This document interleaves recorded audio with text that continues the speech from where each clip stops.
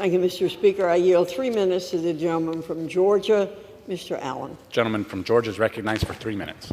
Thank you, Mr. Speaker, and I thank the gentlelady from North Carolina for yielding the time. I rise in support of my bill, H.R. 5339, the Protecting Americans' Investments from Woke Policies Act. The Committee on Education and Workforce has worked diligently this Congress to hold the Biden administration accountable for their destructive policies that only serve to harm American families, workers, and retirees.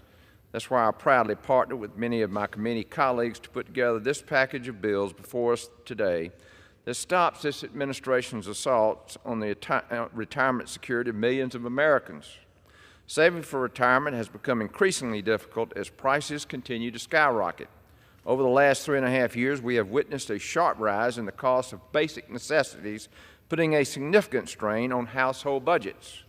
The average household in Georgia is paying over $1,000 per month to purchase the same goods and services as in January of 2021, and cumulatively, the average Georgia household has spent over $27,000 more due to inflation in that same time frame.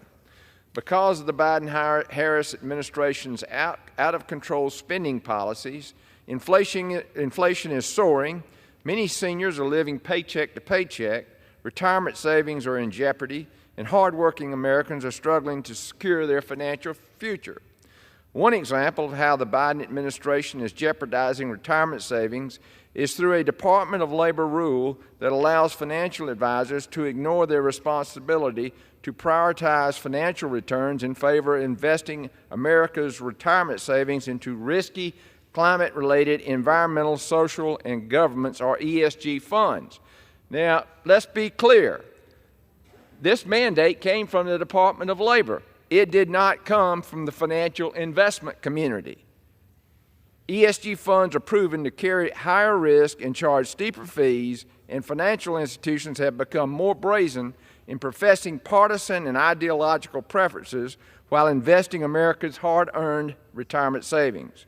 As families continue to struggle to afford basic necessities like gas and groceries due to record inflation, the last thing hardworking taxpayers need is for their retirement savings to be depleted due to politically motivated mismanagement.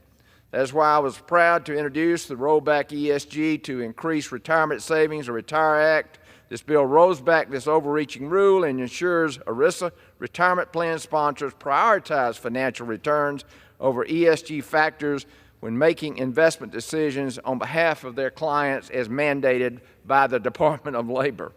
My RETIRE Act makes clear what ERISA intended.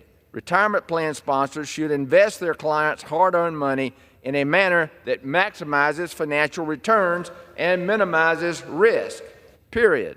We must get back to a point where financial institutions make investment decisions based on standards of return, credit, collateral, raw data, and balance sheet numbers. Gentleman's time has expired. We can do so by passing today's legislation. I strongly urge a yes vote on H.R. 5339, and I'll yield back. The gentleman's time has expired. The gentlewoman from North Carolina.